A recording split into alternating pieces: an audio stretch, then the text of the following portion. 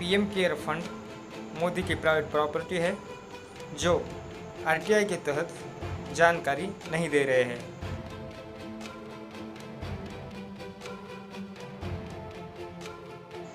मोदी को तो परिवार है नहीं, फिर फंड क्यों और किस लिए दबाए बैठे हैं? क्या मोदी फंड को अपने बाप का माल समझते हैं? एक बार आप भी बोल चुके हैं कि भाइयों और बहनों, ये अधिकार है आपका कि 6 महीने में आप सरकार से जानकारी मांग सकते हैं। तो आज पीएमओ के फंड का हिसाब हम क्यों नहीं मांग सकते? आरटीआई के जरिए हम उसका हिसाब क्यों नहीं मांग सकते? और आप एक बात बताइए कि जब एक व्यक्ति पीएमओ के फंड में पैसा दे सकता है, अगर वो 10 रुपए का भी फंड देता है, तो क्या आपने कभी उससे पूछा है कि वो 10 रुपए कहाँ से लाया है और कैसे लाया है? ले तो आप बड़ी जल्दी लेते हैं, और हिसाब देने में आपको किस तरीके का दर्द हो रहा है? दर्द मैं बता रहा हूँ किस तरीके का हो रहा है। अगर पीएमओ के फंड का हिसाब दे दिया तो अभी बिहार इलेक्शन है, बिहार इलेक्शन में भाजपा की सरकार कैसे खरीद फरोख्त का धंधा चलाएगी, कैसे एमएलए एमपीओ को खरीदेगी, कैसे सरकार बनाएगी? तो मैं आपको बताना चाहता हूँ कि खरीद फरोख्त का धंधा चलाने के मारे देश के प्रधानमंत्री जी मना कर रहे हैं। ये आरटीआई यूँ कह रहे हैं कि ये प्राइवेट है, आप इसका हिसाब नहीं ले सकते। क्यों नहीं ले सकते हम हिसाब? ये हमारा हक है और हमारा अधिकार है, और ये अधिकार हमसे कोई नहीं छीन सकता। 70 साल का हिसाब मांगने वाले देश के प्रधानमंत्री जी आज 70 दिन का हिसाब है। और मैं आपको बताना चाहता हूँ कि देश के प्रधानमंत्री नरेंद्र मोदी जी जो कह रहे हैं कि आरटीआई के जरिए इसका हिसाब नहीं मिलेगा, तो आपको एक एक रुपए का, एक एक पैसे का हिसाब देना पड़ेगा, क्योंकि ये पैसा आपका नहीं है कि आपने चाय बेच के पैसा कमाया हो। ये पैसा इस देश की गरीब जनता का पैसा है। जब इस देश का किसान खेत में अनाज पैदा करता है, दिन रात अपना पसीना बहाता है, और इस देश का बिजनेसमैन वर्ग अपना टैक्स देता है, तब ये पैसा आपको जाके मिलता है। और आप इस पैसे को कहीं भी खर्च कर देंगे, कैसे भी खर्च कर देंगे। ये आपका पैसा नहीं है और आपको इसका हिसाब देना पड़ेगा। देखिए, मैं आपको एक बात बताना चाहता हूँ, जिस तरीके से आपने आरटीआई का भी जिक्र किया, तो मैं आपको एक वीडियो दिखाना चाहता हूँ। ये वीडियो हमारे देश के प्रधानमंत्री श्री नरेंद्र दामोदर दास मोदी जी की है, और उन्हीं के ये शब्द हैं। मैं आपसे अनुरोध करूंगा कि ये आप वीडियो सभी को, दर्शकों तक पहुंचाने का प्रयास करें। देखिए आप इस वीडियो को।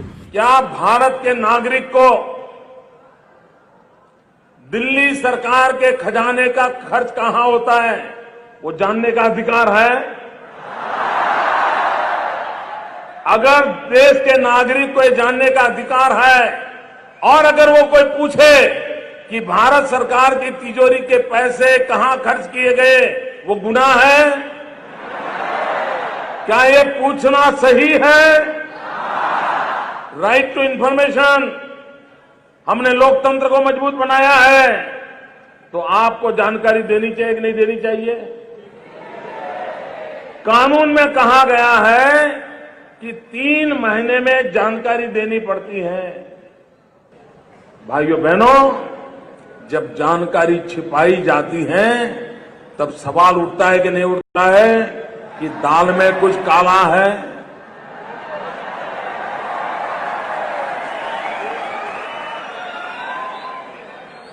मित्रों, दाल में कुछ काला है कि पूरी दाल काली है, ये सवाल है।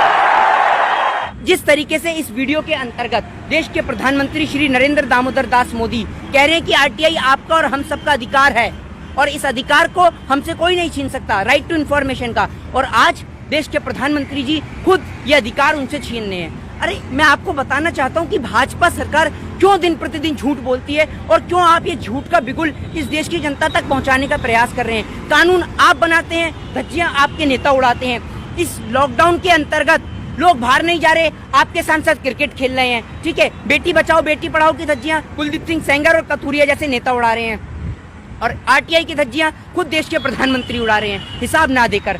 और आप एक बात बताइए प्रधानमंत्री जी, आपके नेता कहते हैं कि राहुल गांधी राजनीति कर रहे हैं, तो वो क्या था जो स्वच्छता अभियान के नाम पे कूड़ा उठा रहे थे? क्या आप कबाड़ी हैं? आज क्यों नहीं उठा रहे आप कूड़ा? देश के प्रधानमंत्री जी इस देश की जनता को तमाम मुद्दों से गुमराह करना चाहते हैं।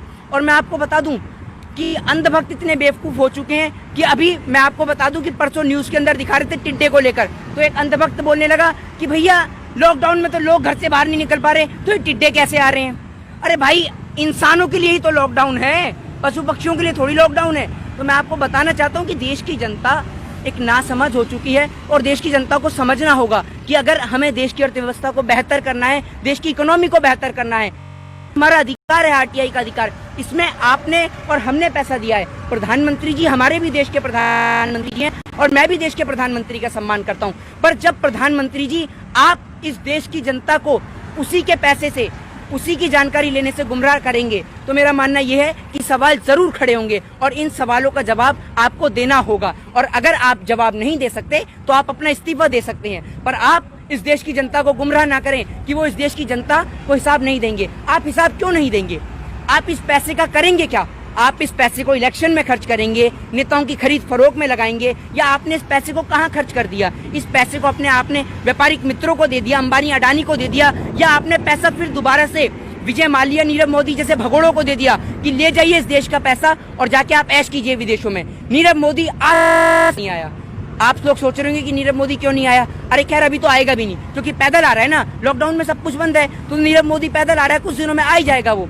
तो इस देश की जनता को गुमराह किया जा रहा है। बता दूं कि जब देश के प्रधानमंत्री जी ने इस भाजपा की गवर्नमेंट में आरटीआई के अंदर संशोधन किया गया, तब भी हम लोग चुप बैठे थे कि चलिए कोई बात नहीं, पर जब आज आरटीआई के जरिए पीएम फंड का पता नहीं चल रहा, हिसाब पता नहीं चल रहा, आप कह रहे हैं प्राइवेट है। किस तरीके से प्राइवेट है प्रधानमंत्री जी? पैसा इस देश की गवर्नमेंट को दिया है, हमने किसी प्राइवेट बिजनेसमैन को पैसा नहीं दिया कि हम उससे हिसाब नहीं ले सकते।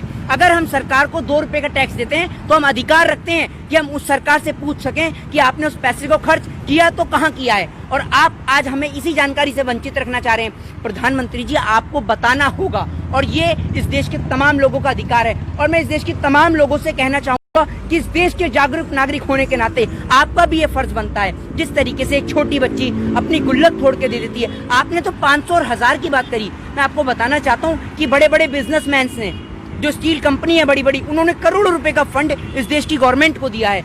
इस देश की गवर्नमेंट कोरोना के नाम पे आप सोच सकते हैं कि हिसाब क्यों ना मांगा जाए। हिसाब की बात जब खड़ी होती है, जब पीपी किट में घोटाला निकलता है और उसमें फंसते हैं तो भाजपा के नेता, मास्क के घोटाले में फंसते हैं तो भाजपा नेता, तो आखिर हम हिसाब मांगे तो क्यों ना मांगे? जब आप पीपी किट में घोटाला कर सकते हैं, मास्क में घोटाला कर सकते हैं, तो हमें कैसे यकीन होगा कि जो हमने पैसा दिया है वो सही हाथों में पहुंच गया? तो इसलिए हमें उसका हिसाब चाहिए और आपको हिसाब देना होगा। जिस तरीके से आपने अभी प्रधानमंत्री जी का जिक्र किया, प्रधानमंत्री जी की अगर मैं बात करना शुरू करूं ना तो 6 साल भाजपा की गवर्नमेंट को भी पूरे हुए हैं। अगर मैं आपको बताना शुरू तो शायद मेरे शब्द कम पड़ जाएं, लेकिन प्रधानमंत्री जी के झूठ खत्म नहीं होते। प्रधानमंत्री जी अभी जो कोरोना वायरस का समय चल रहा है, मजदूर पैदल जा रहे हैं, तो देश के प्रधानमंत्री जी ने एक बात ये भी कही थी कि हवाई चप्पल पहनने वाला हवाई यात्रा करे। तो क्या आपने देखा कि उस बेचारे मजदूर के पैर में चप्पल नहीं है और आप उससे हवाई यात्रा की बात कर रहे हैं? आप तो इस देश के मजदूरों का मजाक उड़ा रहे हैं प्रधानमंत्री जी।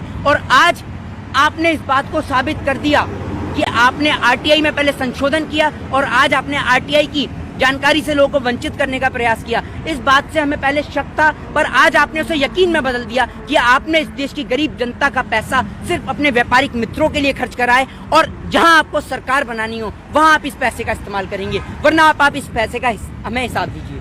आप शुक्र मानिए कि एनआरएफ है। आप कह रहे हैं कि रिलीफ फंड की क्या जरूरत पड़ी? अरे प्रधानमंत्री जी तो टिड्डी के नाम पे फंड मांग ले कि भैया टिड्डे आ रहे हैं, उनके नाम पे फंड दे दो हमें। प्रधानमंत्री जी का बस नहीं चल रहा। प्रधानमंत्री जी कहते हैं कि भैया टिड्डों को भगाने के लिए फंड चाहिए हमें, हमारे पास पैसा नहीं है। आप एक बात बताइए, प्रधानमंत्री जी लाखों करोड़ों रुपया सूट बूट पे खर्च कर देते हैं, विदेश यात्रा पे खर्च कर देते हैं, क्या इस देश की गरीब जनता के लिए आपके पास पैसा नहीं है? मैं आपको बता दूं कि प्रधानमंत्री जी कहते हैं कि भाइयों और बहनों, मित्रों, मैं तो गरीब परिवार से हूँ। जिस तरीके से आपने देखा, मैं एक बार फिर कहना चाहूंगा इस बात को कि मैं पहले भी इस बात का जिक्र कर चुका हूँ कि प्रधानमंत्री जी आम का सीजन है, आप आम चूसिए, इस देश की गरीब जनता का खून मत चूसिए। जिस तरीके से आप मजदूरों का खून चूसे जा रहे हैं, मजदूरों का खून मत चूसिए, उन्हें ट्रेन की सुविधा मुहैया कराइए। और अब तो मुझे भी डर लगने लगा है कि अगर मुझे मुंबई जाना है तो मैं मुंबई की टिकट बुक कराऊं या गोवा की टिकट बुक कराऊं, क्योंकि भैया चलाने वाले ड्राइवर ही ऐसे हैं जो पता नहीं आपको कहां से कहां भेज दें। तो अब बहुत सी बातों से डर लगने लगा, और इस भाजपा की सरकार से भी। और मोदी जी, और मैं इस देश के तमाम लोगों से कहना चाहता हूं कि आप लोग भी जाइए और आरटीआई के जरिए अपने दिए हुए पैसे का, जो आपने पीएम केयर फंड में अपना पैसा दिया है, उसका हिसाब मांगिए। ये आपका हक है और ये हक आपसे कोई नहीं छीन सकता। आपने कहा कि पीएमओ को जानकारी नहीं है, फंड की जानकारी किससे होगी? मैं बताता हूँ ना, फंड की जानकारी किससे होगी।